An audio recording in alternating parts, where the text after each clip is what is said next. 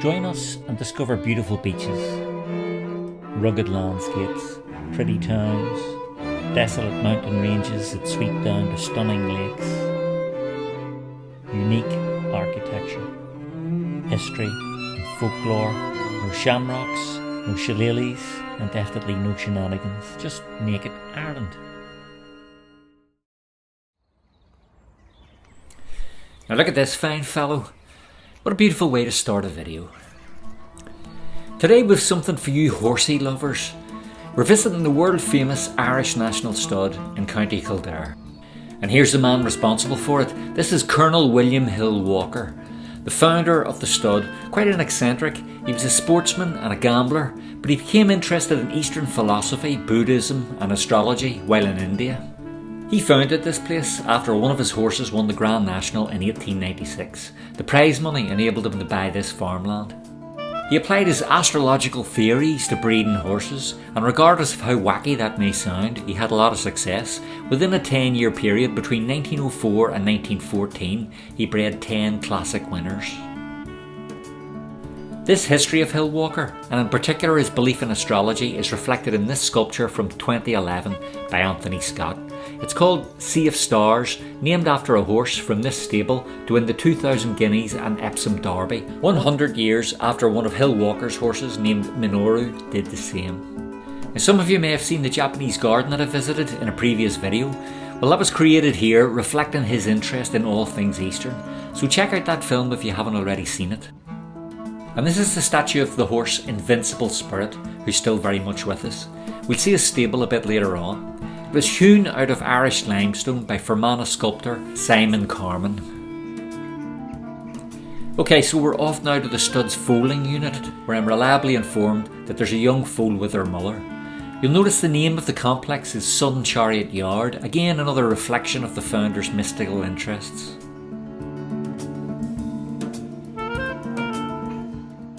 But I'm amazed at how pristine everything is. These look more like retirement bungalows for humans, rather than a place to house horses.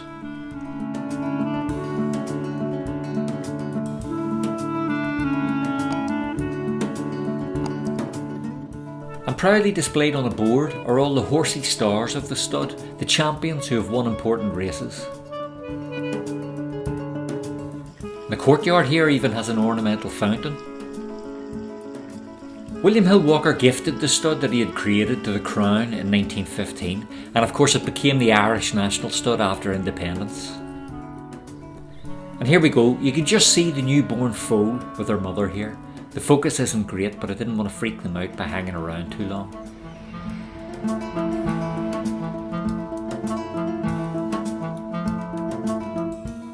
I think these horses nearby must be the mothers or expectant mothers. I'm sure someone will correct me if I'm wrong. It's probably obvious that I'm not massively knowledgeable about horses, so bear with me. But they're really beautiful creatures. I think everyone likes horses.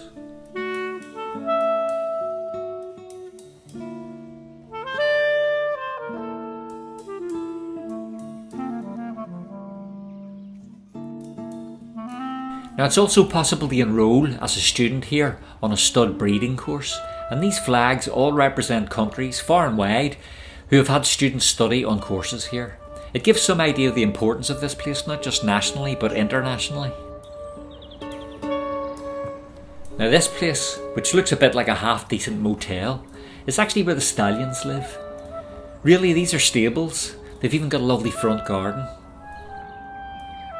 And here's the celebrated names on each stable door. Nando Parado, and there's Nando having a wee lie down.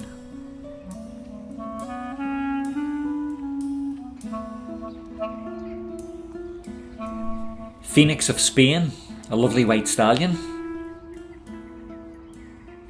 And this is the home of Invincible Spirit, whose statue we saw earlier. He's not home, probably gone for a bit of a dander.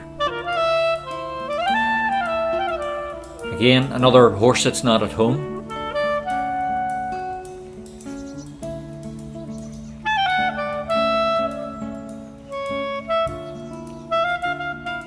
Now, as I say, I'm no horse expert, but this one appears to be the wrong way round, and he seems reluctant to show his face. Typical celebrity attitude.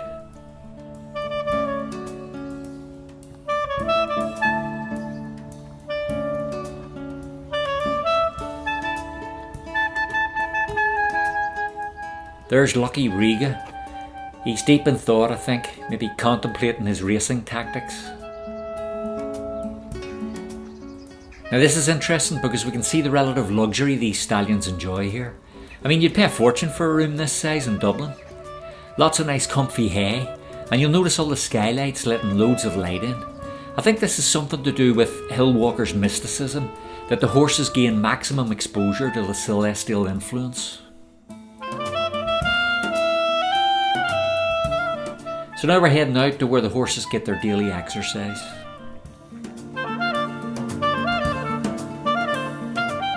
This is an excellent time to ask you to give the video a like if it's been informative or interesting, and please do subscribe too. It helps a lot with building the channel and I'd really appreciate your support. Just before I leave the subject of support, you can now also buy me a pint if you feel I deserve it. I am walking around here in the rain after all. Seriously though, if you'd like to make a contribution to support Naked Ireland, you'll find a link in the description below. So as you can see, the horses have a lot of space to run around. Impeccably well kept grounds too. I think if I were a horse, I'd quite like to live here. Green space all around us as far as the eye can see.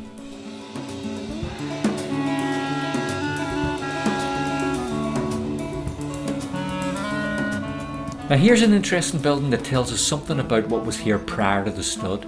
This was Black Abbey, a preceptory of the Knights Hospitallers of St John in Jerusalem, who arrived here in 1179. And guess what? They bred horses too. So horse breeding has a long history here.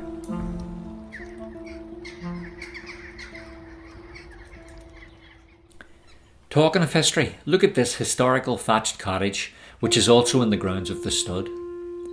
So this is how the Irish lived, really not so long ago. It looks very quaint here, but I'm certain it was a hard life in rural Ireland a century or more ago. But this is picture postcard.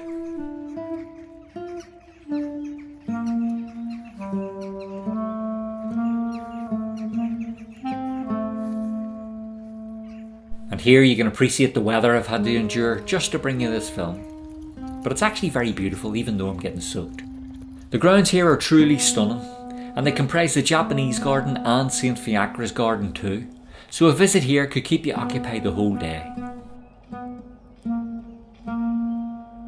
And to top it all off, you can finish your visit with a trip to the Irish Racecourse Experience to discover all about Ireland's incomparable contribution to thoroughbred horse racing.